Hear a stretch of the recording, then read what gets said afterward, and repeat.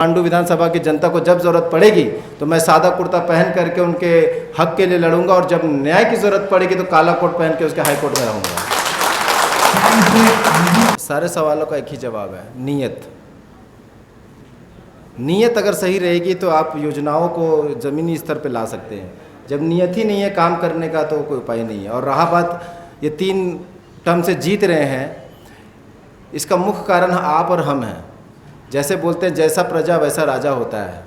जैसे मैंने आपको पहले ही अपने संवाद में कहा कि जब हम लोग अशिक्षित थे तो हमने नेता शिक्षित चुना था, आज हम शिक्षित हैं, नेता कैसे चुन रहे हैं। तो अगर जैसे मैं कहता हूँ कि एक बाप कभी माँ नहीं बन सकता, क्योंकि ममता लाना बाप के बस की बात नहीं है, वो माँ के अंदर ही डाला हुआ है ऊपर से। उसी तरह जब तक आप शिक्षित नहीं होंगे तो आप शिक्षा का महत्व कैसे समझेंगे। आज युवा पत्रकार यहाँ बैठे हैं मेरे पास, आप मास जर्नलिज्म करके आए हैं, मास कम्युनिकेशन करके आए, कोई जर्नलिज्म करके आए, कोई क्या कर, कोई आईटी में काम करके आया है, आप पढ़ करके इस लाइन पे आए हैं, तो आप इसका मेहनत, इसका दर्द और इसका उन्नति सब जानते हैं। जो शिक्षित ही नहीं है वो शिक्षा के क्षेत्र में क्या काम करेगा। संविधान का सा नहीं पता हो, न्याय का ना नहीं पता हो, वो कैसे आपके हक के लिए लड़ेगा। मैं तो कहता हूँ कि जब ज़रूरत मेरी पांडु विधानसभा की जनता को जब ज़रूरत पड़ेगी तो मैं सादा कुर्ता पहन करके उनके हक के लिए लड़ूंगा, और जब न्याय की ज़रूरत पड़ेगी तो काला कोट पहन के उसके हाई कोर्ट में रहूँगा। सेवा नहीं करना चाहे अपनी सास का तो कभी कपार दर्द, कभी गोड़ दर्द, कभी पेट दर्द होने लगता है। तो जो जनता का एक्चुअली सेवा करना चाहता है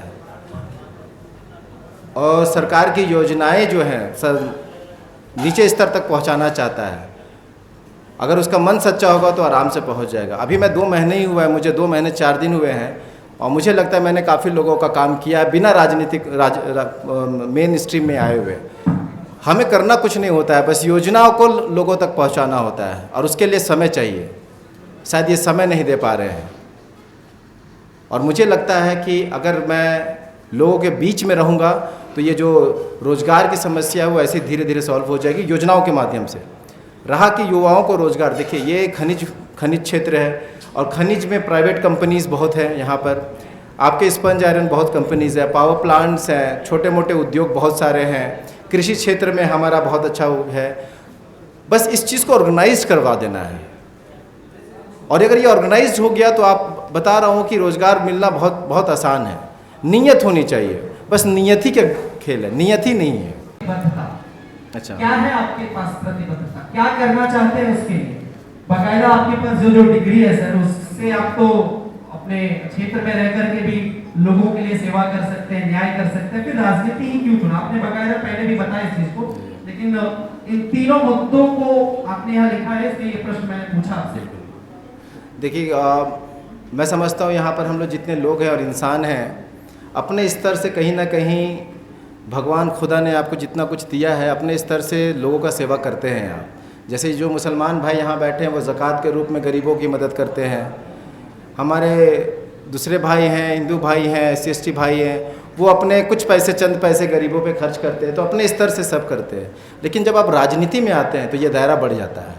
राजनीति में आप पूरे मांडू विधानसभा का सेवा कर सकते हैं, अभी आप सिर्फ घर तक कर पा रहे हैं।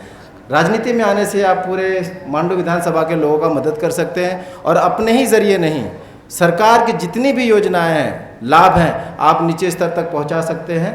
तो सबसे पहला कारण यही है कि राजनीति आना ज़रूरी है, क्योंकि एक शिक्षित है हम, और सरकार की जितनी योजनाएँ हैं और युवाओं की जितनी परेशानी है, सारा सॉल्यूशन आपके राजनीति में ही है। मैंने पहले भी बताया कि विधानसभा और राज्यसभा एक ऐसी जगह है, ऐसा मंदिर है जहाँ पर क्या खाते हैं, क्या पीते हैं, कितना बजे घर घुसना है, कितना बजे घर से आना है, सारा कुछ, कितने को बिजली मिलेगी, कितने को मुफ्त मिलेगी, कितने को सारा कुछ आपके बेसिक सुविधाएं विधानसभा के मंदिर में तय होता है। तो मैं समझता हूँ कि हम युवाओं को सबसे पहले अगर करियर चुनना हो तो राजनीति ही चुननी चाहिए।